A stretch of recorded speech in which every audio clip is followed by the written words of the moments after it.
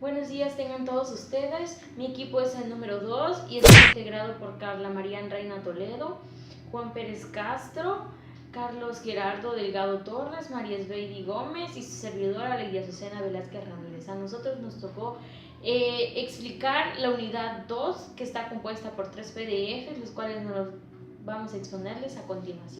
Buenos días, mi nombre es Carlos y hoy te vengo a presentar el tema de elementos básicos de la comunicación. Primeramente necesitas de un transmisor y un receptor. El transmisor es la fuente de información y el receptor es el destinatario. Se necesita de emisor, receptor, mensaje, canal y un código. También hay otros elementos que son medio, contexto, respuesta y un ruido.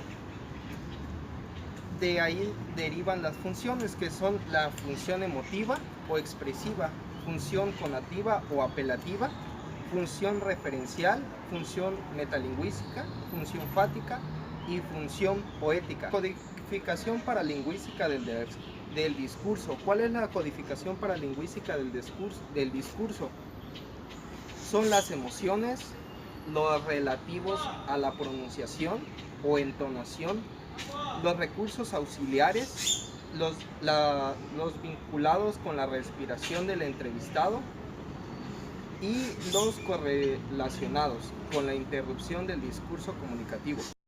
La comunicación no verbal se refiere a todas aquellas señas o señales relacionadas con la situación de comunicación que no son escritas u orales. Dentro de comunicación no verbal involucran las señas, los gestos, los movimientos de la cabeza, corporales, la postura, la expresión facial, la mirada, la proximidad, la cercanía, el tacto o el contacto corporal, la orientación, la tonalidad de voz, si tienes que subir, tienes que disminuir y otros aspectos. El vestuario, el arreglo personal es lo que una persona, tu arreglo personal es lo que representa hacia los demás. Si tú no tienes un buen arreglo, pues puedes decir que no estás haciendo profesionalmente o no te van a tomar en serio tu comentario o tu punto de vista.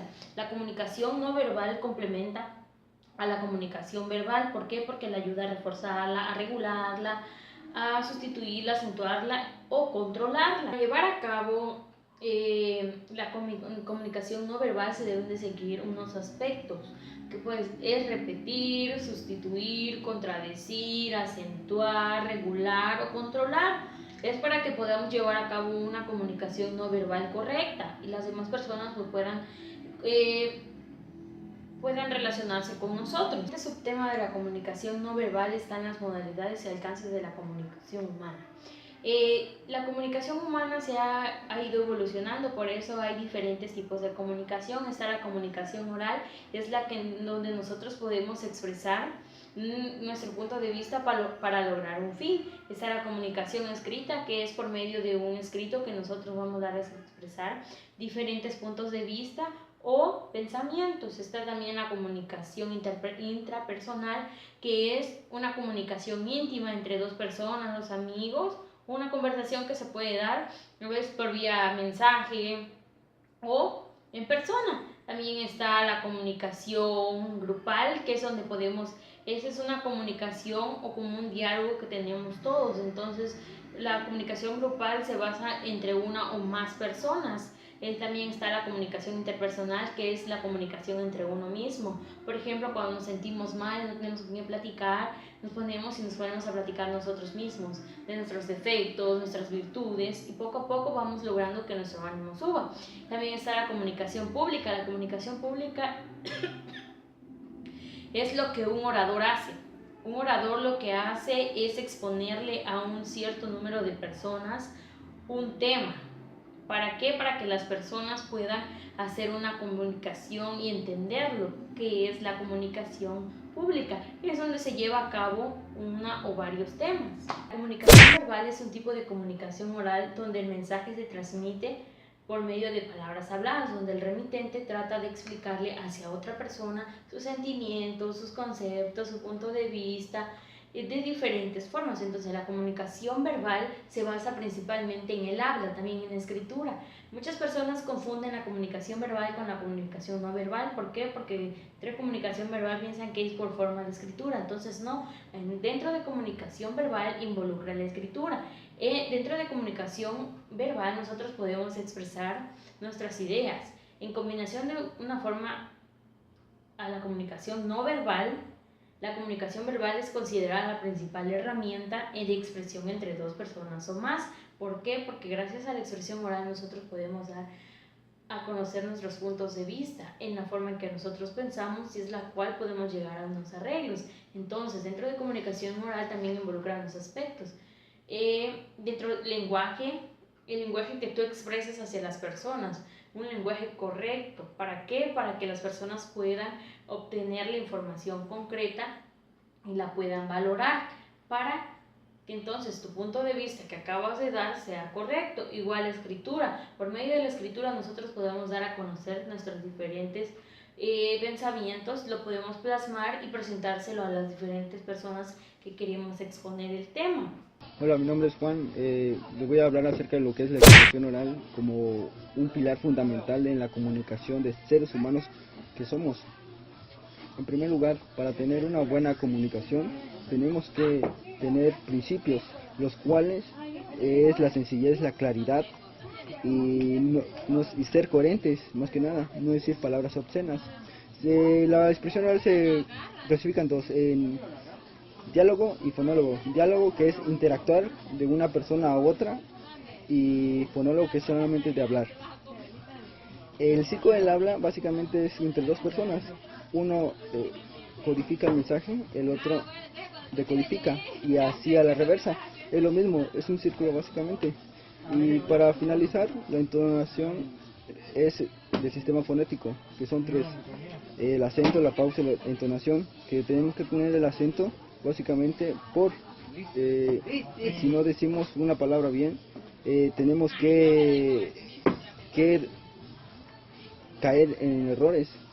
Los acentos básicamente nos sirven cuando la palabra o suceso tenemos que decirlo bien, porque si no, no nos estamos comunicando, o sea, no queremos comunicar lo que tenemos en mente. Y las pausas, como por necesidades fisiológicas, tenemos que tener esas pausas. ¿Por qué? Porque tenemos que respirar o tomarse un tiempo al fin de procrear una nueva idea para realizar un discurso, una exposición, etcétera. Y la entonación tenemos que tener acerca de lo que tenemos que hablar.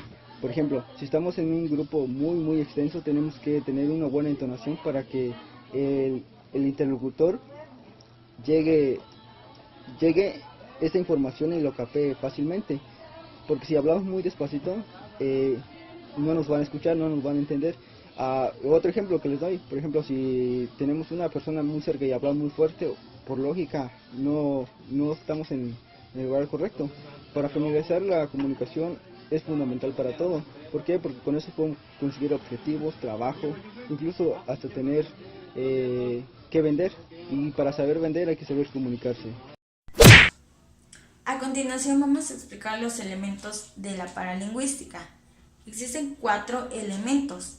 El primer elemento es la complementariedad. Nosotros tenemos 4 tipos de comunicación.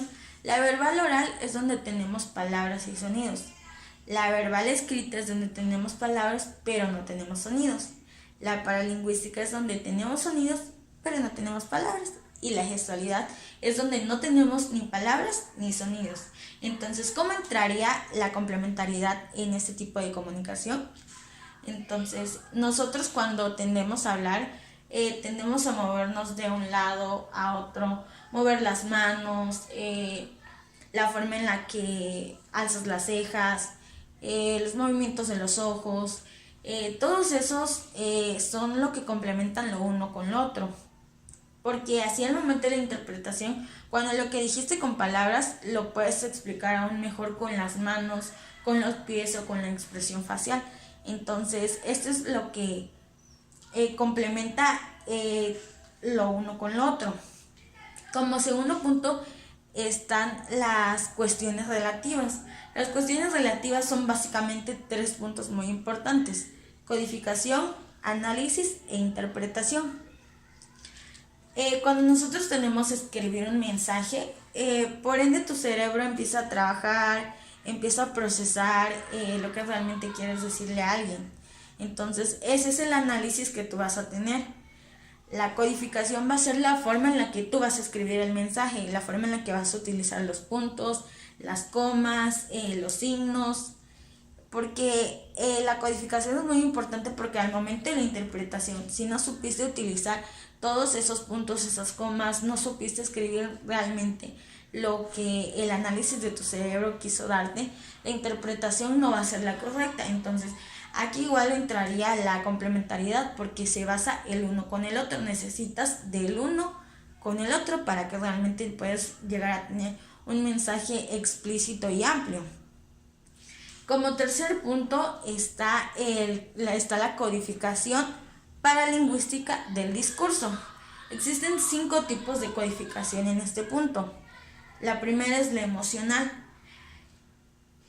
Nosotros cuando leemos un libro, una carta, no sé, tendemos a llorar, reír, suspirar, porque realmente te está transmitiendo de una emoción a otra. Entonces son los elementos que vas a encontrar cuando tiendes a tener una codificación emocional. Cuando te escriben una carta de amor tiendes a suspirar, tiendes a reírte, tiendes a llorar, etc. También está la pronunciación. Cuando te estás dando un discurso, tiendes a tener un tono claro, por así decirlo. Tiene que ser balanceado, porque no puedes decirlo ni muy alto, pero tampoco puedes decirlo muy bajo.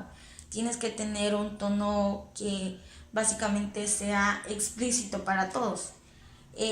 No puedes tartamudear, porque si empiezas a tartamudear, entonces no van a llegar a entenderte realmente, ni siquiera tú te vas a llegar a entender. Está la auxiliar. No sé si les pasa que cuando estás hablando en grupo tienden a hacerte una pregunta, pero no sabes cómo contestarla. Entonces, la auxiliar sería un carraspeo, un gruñido, porque sin decirle explícitamente, sabes que no sé cómo responderte, el carraspeo fue el que te ayudó a decírselo sin decírselo. Entonces, tú diste un mensaje, tú diste una codificación y la otra persona lo interpretó sin siquiera decirle claramente, oye, ¿sabes qué? No sé cómo responderte. Entonces, ese es un elemento del auxiliar.